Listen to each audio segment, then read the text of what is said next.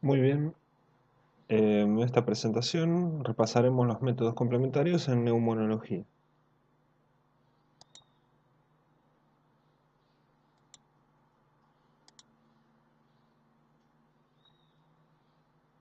Los objetivos de la charla es revisar las indicaciones de los diferentes métodos complementarios,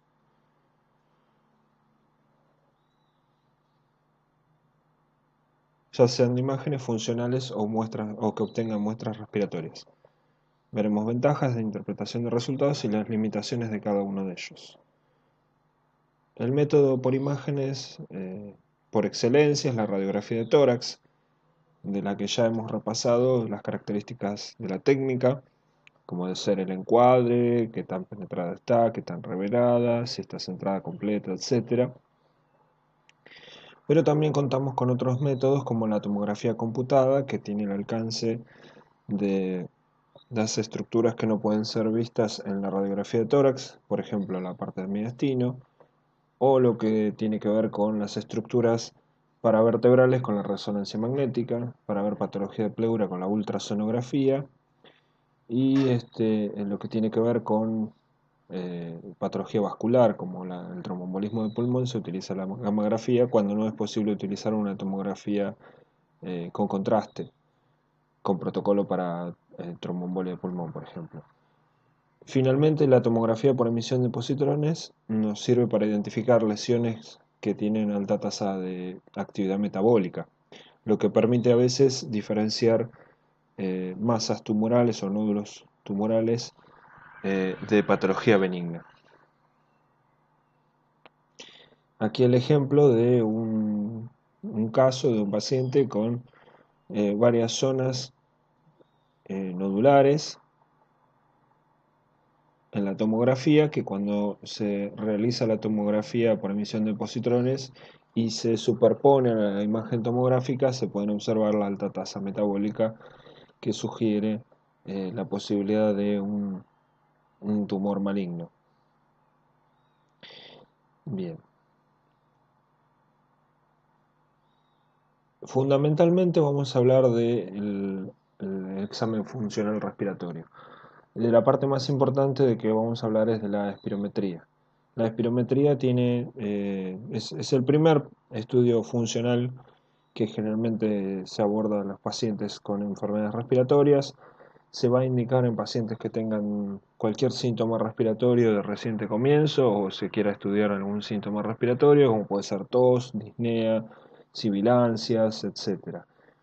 En, en los pacientes que sufren de EPOC es conveniente hacer una espirometría en el estado estable, cuando el paciente ha pasado por lo menos entre un mes y medio de su exacerbación, y tiene algunas contraindicaciones e indicaciones. La espirometría no debe realizarse en pacientes exacerbados porque después de 8 esfuerzos expiratorios forzados puede desencadenar más broncoespasmo, por lo que no se recomienda en esos pacientes. Tampoco se recomienda en los que hayan tenido un infarto, un neumotórax reciente, etc. Y será parcialmente contraindicado en pacientes posquirúrgicos del abdomen.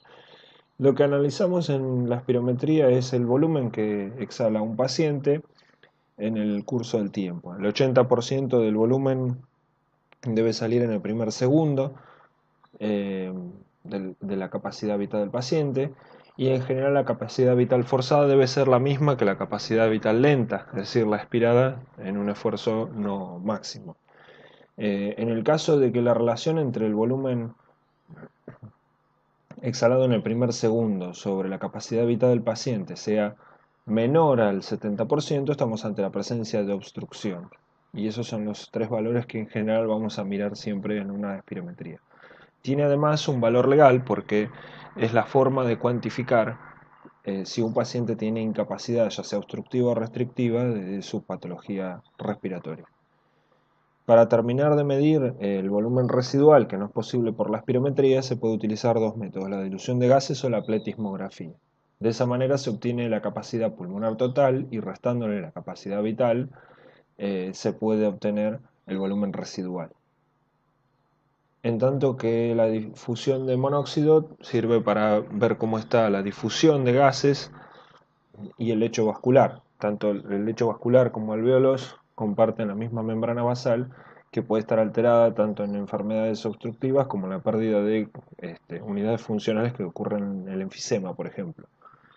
Eh, el test de marcha de los 6 minutos y el consumo de oxígeno sirve para ver eh, el, eh, la reserva funcional del paciente. Lo más extendido es el test de marcha de 6 minutos, que además tiene características pronósticas y sirve para monitorear la respuesta a algunos tratamientos. Pero yendo más en específico a lo que tiene que ver con una espirometría realizada en un paciente, cuando analizamos los valores y la curva de tanto de volumen en el tiempo como la curva flujo-volumen, podemos determinar si hay una obstrucción. Estas curvas donde el flujo pico es bajo y el segmento descendente está muy alejado del valor normal, acá en gris, eh, indican una curva obstructiva. Incluso después postbroncodilatador tiene un mucho mejor desempeño que llega prácticamente a la capacidad eh, pulmonar predicha para ese paciente, a una capacidad normal. Y cuando miramos la curva de volumen en el tiempo, en el primer segundo está muy alejado la cantidad de volumen que ha exhalado el paciente, incluso después de prácticamente 7 o 8 segundos, pero cuando utiliza el broncodilatador, si bien no llega, mejora en el primer segundo y prácticamente alcanza la capacidad vital normal al término del esfuerzo. Cuando analizamos los valores, podemos ver el porcentaje del BEV1 que implica el cociente entre lo exhalado en el primer segundo y la capacidad vital. Tenemos los valores predichos, tanto el límite inferior como superior, el que ha obtenido el paciente y el porcentaje del teórico, que en este caso no nos va a interesar tanto antes como después de los broncodilatadores y el porcentaje de cambio. Cuando vemos entonces tanto antes como después hay obstrucción porque hay menos del 70%, que es lo que define obstrucción, y cuando analizamos el valor predicho en el primer segundo vemos que apenas consigue superar el litro de volumen en el primer segundo, que es un 38%, y lo supera prácticamente a litro y medio, es un 50% de cambio luego de recibir los broncodilatadores. En cuanto a la capacidad vital forzada es del 62% y luego llega prácticamente al rango normal porque supera el límite inferior, 2 litros 650 después del broncodilatador, que es lo que habíamos visto en la curva. ¿Cómo podemos obtener muestras de tejido respiratorio? La forma no invasiva más simple es a través de la expectoración por parte del paciente, pero en general las muestras son malas porque solo el 30% de los pacientes logran un buen esputo y de ese esputo solamente el 30% logra ser diagnóstico en las infecciones respiratorias agudas.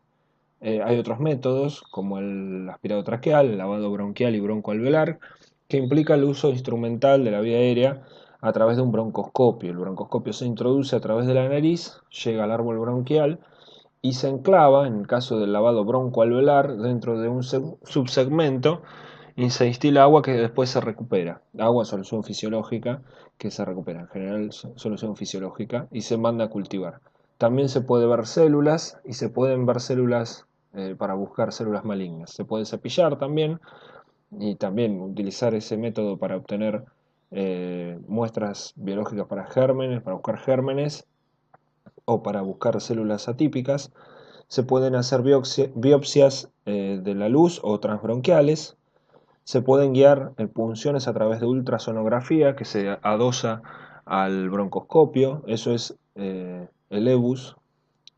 O también se pueden lograr a través de punciones guiadas por tomografía cuando se utilicen eh, muestras de líquido pleural, se puede hacer a través de toracocentesis, que se puede hacer a ciegas o eh, guiada por ecografía o tomografía. Y ya la forma quirúrgica de obtener muestras es a través de mediastinoscopía, que se eh, realiza a través de el hueco supraesternal, o videotoracoscopía eh, o eh, toracotomía a cielo abierto. Bien, recordemos como puntos clave que la técnica inadecuada de la radiografía de tórax puede llevar a errores en la interpretación y confundirnos con hallazgos patológicos que son falsos, eh, o lo contrario, que lesiones pasen inadvertidas. No sirven para evaluar el mediastino, ni tampoco las estructuras que están en el receso o lesiones que estén en el receso retrocavo ácigos esofágico.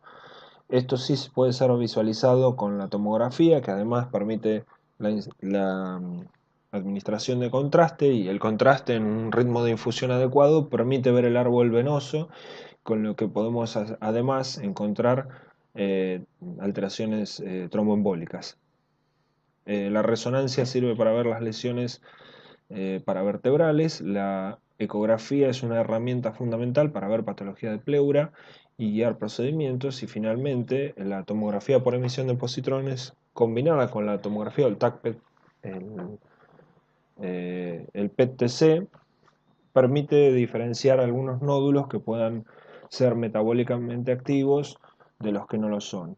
Recordar, por supuesto, que todo método tiene falsos positivos y falsos negativos. Por ejemplo, el PTC no identifica tumores carcinoides que pueden ser malignos, debido a que estos son metabólicamente poco activos, y algunos granulomas, cuando están activos metabólicamente, se pueden identificar justamente como un tumor, y en realidad son lesiones benignas. Bien, en cuanto a los estudios funcionales, recordar que cuando hacemos un cociente entre el volumen expirado en el primer segundo, o sea, el BEF sub 1, y lo dividimos por la capacidad vital, si el resultado es menor de 70 o 0,7, va a identificar obstrucción. La prueba broncodilatadora nos servirá para determinar qué pacientes eh, tienen una respuesta broncodilatadora significativa, como por ejemplo los pacientes asmáticos. Si queremos determinar restricción porque la capacidad vital forzada es baja, debemos completar con estudios para ver volúmenes, tanto pletismografía como dilución de gases, en pacientes en donde queremos eh, identificar trastornos de la difusión de gases, ya sea por disminución de los alvéolos, disminución del lecho vascular o engrosamiento de la membrana. La DLCO es el estudio ideal, y además será un estudio pronóstico, así como el test de marcha, que es el estudio funcional por excelencia que vamos a utilizar. Cuando queremos buscar muestras de los tejidos, dos esputos, recordar que dos esputos aumentan la posibilidad de obtener bacilos ácido alcohol resistentes, y eso es diagnóstico de tuberculosis. El VAL es altamente sensible y específico para las infecciones en pacientes inmunosuprimidos, que es la principal indicación cuando estamos buscando patología infecciosa. La fibrobroncoscopía permite identificar tumores centrales y tomar biopsias. También podemos hacer biopsias transbronquiales, que a veces pueden ser guiadas por radioscopía, y en la patología que está cerca de los bronquios puede ser significativa. Todo derrame pleural significativo en un contexto diferente de la insuficiencia cardíaca debe ser analizado por toracocentesis, y es un procedimiento que las guías recomiendan hacer guiado por ecografía cuando ésta esté disponible. Cuando se sospeche tuberculosis u origen oncológico, debe realizarse biopsia pleural, ya sea ciegas o asistida por video. La toracoscopía asistida por video. Y finalmente, tanto la VATS como la mediastinoscopía pueden ser útiles para estadificar tumores de pulmón e identificar pacientes no pasibles de cirugía. Y eso es todo.